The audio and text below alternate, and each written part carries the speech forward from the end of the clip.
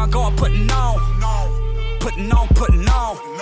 Everywhere I go, I'm putting on. Putting on, putting on. Everywhere I go, I'm putting on. Putting on. Where you from? Welcome to Popcorn Sports on the Popcorn Entertainment Network. I'm your host, Mickeal, and welcome to yet another episode of Why You Should Root for every team in the NBA for the 2018-2019 season. I, of course, am not alone as we cover the Toronto Raptors today. I am joined by Mike Bossetti at MikeBoSports on Twitter, site expert over at RaptorsRapture.com. I got it right that time. And my first question for you, Mike, is how did you become to cover the Toronto Raptors? So I covered the Milwaukee Bucks for just about a season, and I was working over at Fansided, worked for Behind the Buck Pass. There was an opening available for the Raptors about a year and a half ago. I hopped onto the site, and I've been covering them ever since. Interesting. So you've had your NBA experience, now you're just kind of moving around. You were a free agent, and then you signed on to the Toronto Raptors. Yeah, exactly. I figured I'd take my talents up north. Absolutely, and we will cover the North just in a moment here. So let's kind of dive into the general overview of the Raptors. They joined the NBA in 1995. They're called the Raptors because of a nationwide contest held in Canada. Their colors are red, black, and white. 10 playoff appearances, 0 championships, and they are in the Atlantic Division with Boston, New York, Toronto. They are Toronto. Hang on, I'm starting that segment over. Hang on. Whew, rough one. I've recorded 3 of these already today. So, yeah. Hang on. A lot, yeah. Yeah. So we're going to dive into some general overview of the Raptors. They joined the NBA in 1995. They're called the Raptors because of a nationwide contest held in Canada. Their colors are red, black, and white. 10 playoff appearances, no championships. They're in the Atlantic Division with Boston, New York, Brooklyn, and Philadelphia. Hang on, my first question for you, before we even get into this. Why did they get away from the purple uniforms? Like, just that whole logo, that era was so iconic. Why did they have to go to this? I'm right with you. I thought that the purple dinosaur uniforms were fantastic. I think a lot of people thought they looked cartoonish and it made the team look unprofessional almost, but, you know, it's sports. I don't see why we have to be so serious with our logos and things like that. And I know actually a lot of Toronto fans hate the Raptors and think that it's a childish name, but I don't understand why we have to be so serious. I'm a huge fan of the old uni. I am too. You know, for me, it just marked an era. It just marked an era, and I just feel like it really gave the Raptors an identity. But anyway, I digress. Let's focus on last season, and it was a wild season for the Raptors. 59-23, number 1 seed in the Eastern Conference. They lost to the Cavs in the Eastern Conference semifinals, and they just kind of hit the ground running last year. Like, there's no other way around it. They started off the season, started off hot, and never looked back. Right, yeah. I think one of the key things that kind of helped the team last season was a sense of chemistry and kind of knowing where all the pieces fit. There was a couple new contributors as far as Fred VanVleet, Pascal Siakam made contributions in ways that they didn't the season prior, but they were at least in the organization and on the team. Obviously, that's totally going to change this year with Kawhi, Leonard, and Danny Green being 2 staples on the team. So I don't know if I would expect quite the hot start that you got to last year, but I think it's something that you're willing to live with for the high upside of the trade, obviously. Yeah, absolutely, and that trade is something we're going to be talking about in just a few moments. But was there anything that really just stood out to you last year from the team? Just the ability of the bench and how good the bench was last season. That bench mob unit, because Casey went with 2 starting 5s for people that didn't watch. He kind of went with the starting 5, and then he would do a whole 5-man, like almost like a hockey line change. Mm-hmm. He would run the bench 5, and that bench 5 had, I believe, the second best net rating in basketball behind only the 76ers starters. So that bench was really dominant last season, and obviously it returns most of its members, and I think that bench, along with the chemistry, is really the reason for their success in the regular season. Absolutely, and you brought up Dwayne Casey, who's no longer there. What did you make of that coaching change? And for those who are unfamiliar with it, Dwayne Casey, as I just mentioned, you know, he led the team to the number 1 seed in the Eastern Conference, and then unfortunately was let go at the end of the year. And it really was just a little bit awkward because after he was let go, he was named Coach of the Year, and so the Raptors, in essence, let go of the Coach of the Year. What do you make of this whole situation? Right. I think Dwayne Casey came in, the team had 23 wins. When he left, the team had 59. So obviously, you can't discount what he did to this organization, the culture he built, and just the job he's done. Obviously, there's a huge talent upgrade. It's not like Dwayne did that on his own. But by all accounts, I think Dwayne was a good coach, and I think the Pistons have a good coach in receiving him. At the same time, things grew stale, and you didn't know that this monster trade was going to happen. And if you bring back that same squad that just got swept by the Cavaliers, I think that's just a debilitating thing to your franchise, to pretty much bring back the same group that's had so many playoff failures. I think they needed to switch it up. I think it's a situation where the coach was good, the players are good, but they needed a different look. Right, and with that, they brought in Nick Nurse. What do you expect from him this year?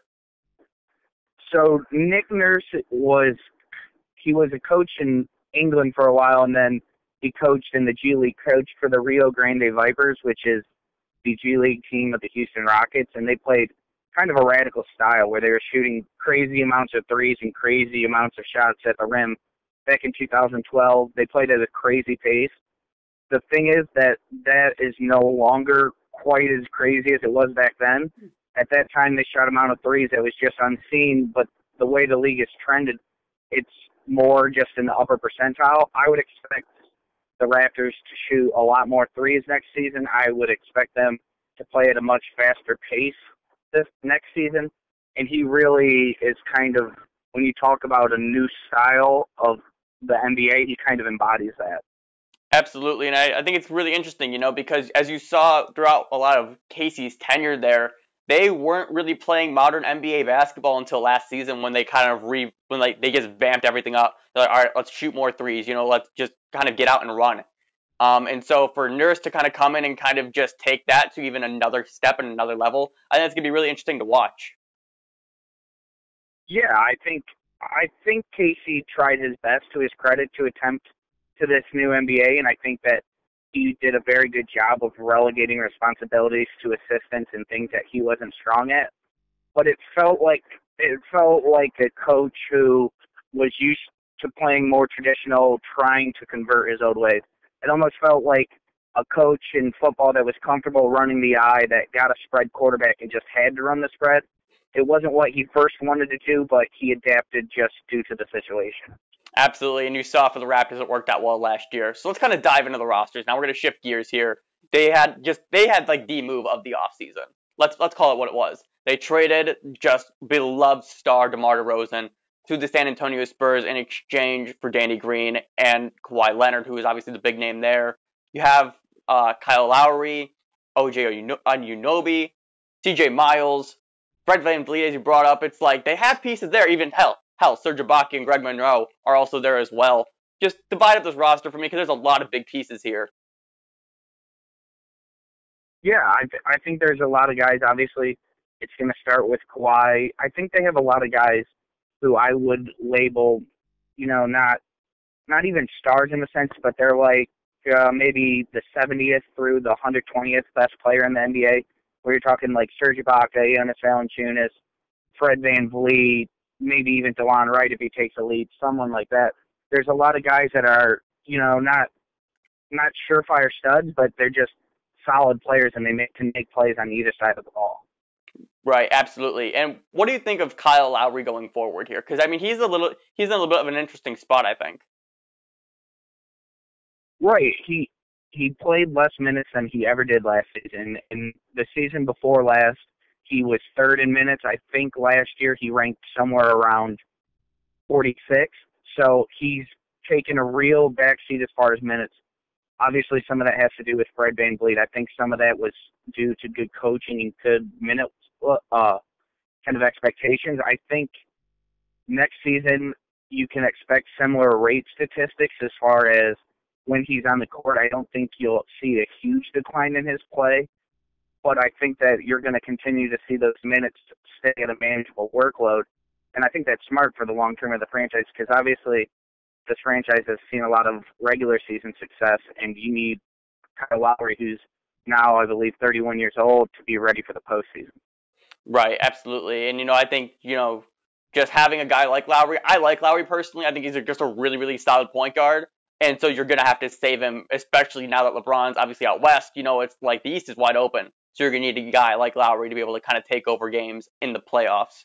And now let's just break down this whole Kawhi thing. Let's just get right into it. When that trade happens, what goes through your mind? Well, when you first hear that, there was this period of time where the Raptors had traded for Kawhi, but the details weren't specific, so you're kind of running it through your head. DeMar DeRozan's involved on the one side because that was made clear, so it was like DeMar, probably OG, maybe DeMar and Pascal, probably getting back Kawhi Leonard and Paul Gasol.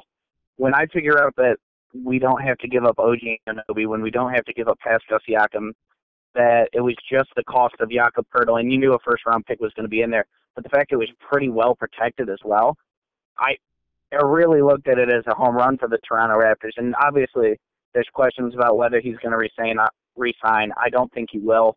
I think there's a chance that he will. I think that it's still worth the home run swing that you take when you didn't have to give up a real elite prospect. No offense to Jakob Poeltl, who I think is a good player, but he's not, he's arguably their fifth best prospect on the roster. So. Yeah, I agree. And, I think the thing with Leonard is I think there is a world where the Raptors can sell him to re-sign, but I don't think it's likely. And so then at the end of the day, it's just like that debate. All right, do you try and take a guy for a year and see what you can do with him, or do you keep what you have in place? Obviously, that being DeMar DeRozan. And that's the thing. I don't know if the Raptors made the right decision, especially just because of how well liked DeRozan was, even if he did have a number of times throughout his tenure there where he didn't show up in big games. But I feel like just if you're in the spot like the Raptors where you've just been climbing up the ranks in the Eastern Conference year after year and you weren't able to get it done, you do have to kind of swing for the fence there and go for that trade. Yeah, it's all about how risk-averse you are as a franchise. I think if I was running a franchise, I would be a little more I would lean on risk a little bit more, as I think it can help your upside. I think DeMar DeRozan, everybody kind of looked at him as a star. If you ask people in Toronto, I think Kyle Lowry was the best player on the team last season. When you add Kawhi Leonard, who's a two-way player, a much better defender, he's a better scorer. He pretty much does everything DeMar DeRozan does, but he does it better. Mm-hmm. Probably not quite as good of a passer, but other than that, he does everything better. He's a more efficient scorer. It just raises the ceiling of your team so much, and you can say, yeah, LeBron was gone now. Here was your chance to go with DeMar. But this team struggled in the playoffs versus other teams than LeBron. LeBron usually was the one that beat him, but this team was a 2 seed and lost to the Indiana Pacers, who was a 7 seed. Or they didn't lose, I'm sorry. It took them to 7. It took 7 games to beat the Chris Bosh-less Miami Heat. This team struggled in the playoffs, and to kind of bring back the same rosters to not realize that those problems were real, and they are. So I think that you have to take the chance, and if Kawhi Leonard leaves, then that's really bad. But, Kyle Lowry comes off the book and Serge Ibaka comes off the books 1 year later, so you just kind of reset at that time. Absolutely, yeah. To your point there, like that, it just kind of adds up then. It's one of those moves where it's like, all right, let's say Kawhi leaves, we gave it a run, and then obviously, as you mentioned, Ibaka and Lowry are off the books anyway, so then you can kind of go into reset mode, go into tank mode, if you will. But give me one player or so on this roster that you're really looking forward to watching this upcoming season. I think it's Pascal Siakam. He shot only 27% from 3 last season, so maybe I'm optimistic that I think he can get that number up to something respectable. If he has a 3-point shot to his game, he's going to be scary good. I think Zach Lowe, who's one of the more respected writers around the NBA, said that he thinks he's fringe all-star material. He's a player who's a great switch defender. He can really, he guarded John Wall for large portions of the Washington Wizards series. He had, I think, 2.5 assists a game last season. He has a handle. He can do a little bit of everything. He's someone who kind of reminds me a little bit of Al Horford. The thing is, he needs to develop that shot if he's going to become anything more than a rotation player. And really, this is his 3rd season, his age 24 season. It's got to start at least here. It doesn't need to be totally refined, but he needs to at least show signs of that jumper this season. Yeah, I think it's interesting just like how almost every fan base or every team really just try and find the one guy that has all the pieces, and then everybody just kind of puts their stock in that player. And I think that's just a really interesting take. When you have a guy like that, obviously, as you said, he's just 24. Like, and if you're 24, once you hit your prime around, 27 or so. So if he can start building that foundation now and work his way up, he can become a really good, solid NBA player. Right, and he didn't start basketball until I believe the age of 17. So obviously his aging curve is a little bit different than most players that you see. Most players, I think you more or less have what you have at 24. You're not taking crazy steps in your games. Obviously, those are your exceptions. Mm-hmm. But with a guy who picked up basketball so late and was a soccer player for most of his life, you really hope that it hits him a little bit later. And like I said, I think he's a kind of a cult figure in Toronto, where I'm starting to worry that the hype is a little too high. Mm-hmm. But at the same time, I think this season's really where he can either cement himself as a real player in the league or just stay a kind of a role player. So now let's kind of shift gears over to the fan base and the fun surrounding the Toronto Raptors, because in my opinion, I think the Raptors have, without a doubt, the best fans in the NBA. They have Drake, obviously, who's a big part of the Raptors being a part owner of the team.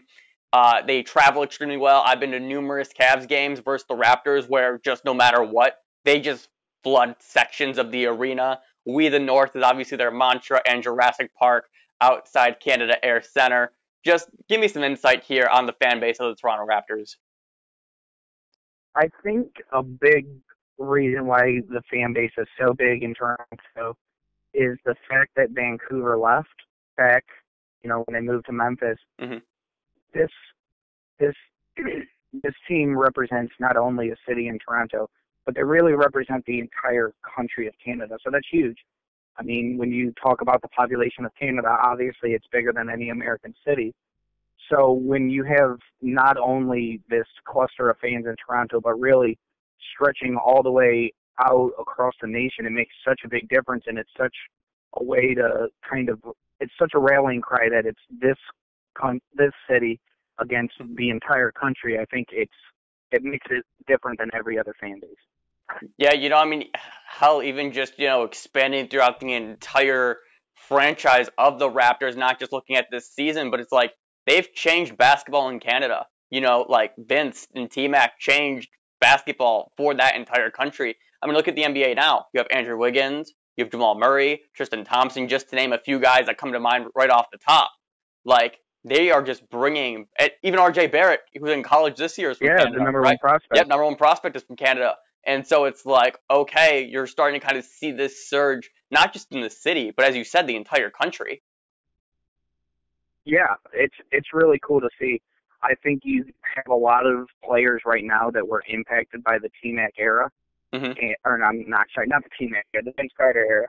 And I think that you're really starting to see it. You can see this kind of Canadian talent just a couple years ago. You didn't see it. And you talk about all those guys. Anthony Bennett was the number one pick. Obviously, he didn't work out, but he was a great basketball talent. And I don't think you didn't see these guys 10 years ago. And if the Raptors are a pitiful franchise without anything to show, I think that it really would have a negative impact, not only on Canadian basketball, but the league, because they draw so much talent from there now. Yeah, absolutely. And let's just kind of dive into now Raptors Twitter and just Raptors fandom online. Give me some insight into the Raptors Twitter, because obviously I know it's like just based off of, the reputation of just, hey, they cape and they cape hard. As we mentioned, it's just like, it's a whole country.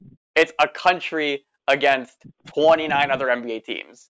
And so just the power of that is just huge. Like, the Raptors fan base is probably one of the biggest, if not the biggest, in the NBA. Well, and it's a fan base that, if you look on Twitter, just constantly feels disrespected. Yeah, and then there's that. They're very touchy about everything. So anytime anyone says something that is just moderately against them, they take it as a slight, and it's an American bias. So you see a lot of things where, it's a pretty reasonable take to pick Boston over Toronto, and they're like, what are these people doing? Or someone picks Philly over Toronto. Mm-hmm. It must be because they hate Canadians. It's, sometimes it gets annoying, but sometimes it's just funny to look at and see everything being looked at as just a negative slight. Right. And do you think that part of that is just because it's, obviously we call Canada here our friends up north, but do you think it is part of just like the fact that it's like, hey, it's like a country versus country thing? Oh, definitely. I think, and I believe that the TV money is calculated differently for the NBA with it being in Canada. So, and I'm sure most of these things have nothing to do with it, but it doesn't matter. If you're, if you're a fan base, you're looking through your kind of rose-colored glasses, you're going to view it however way you want, and they view the Canada thing as the reason why they get disrespected all the time. And they think it's a reason for a lot of this playoff narrative, despite the fact that they have been bad in the playoffs. So. Right. And I want to go back. I'm speaking of the playoffs, because this is what I really want to hit right now.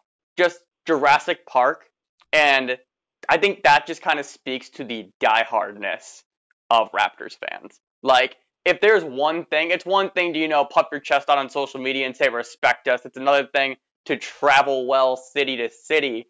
But, I mean, hey, when it's 5 degrees Celsius up there and it's freezing cold and you have 2,000 people outside your arena before a big game or during the game, it's just like, that is so powerful. I think that just speaks to Raptors fans as a whole. Yeah, it's nuts. I think Jurassic Park is one of the biggest things that you can point to and say, wow, this fan base is different than other fan bases. Tons of places pack their arenas, tons of places are loud. Many places have thousands of people packed outside of their arena watching the game on the TV to do it together, to have this sense of community. I think it's really cool. Right. And with that, I'm gonna get you up out of here with this. You have 30 seconds to pitch anybody why they should be a fan of the Toronto Raptors. The floor is yours. I just think it's a team that, it's different from the rest of the teams. We talked about the Canadian influence and how that impacts them, and it's a fan base that I think is probably a little more close-knit than other fan bases, and it's this Canadian ideal that it's us against the world that I think a lot of fan bases try to falsely build this. It's us against the world, but it feels real with Toronto, and it feels different with Toronto because they have the We the North, sorry. And it just feels different with them. It feels more organic. Right. Very, very well said. Once again, that was Mike Bossetti. You can follow him on Twitter at MikeBoSports. He's the site expert for RaptorsRapture.com. And Mike, thank you so much for taking the time out of your day to come out with me. Yeah, thanks for having me. Awesome. And hey, if you guys enjoyed this video, be sure to leave a like and subscribe down below. We're doing this for every team in the NBA, so you want to be sure to stick around for that. And with that, we will catch you next time.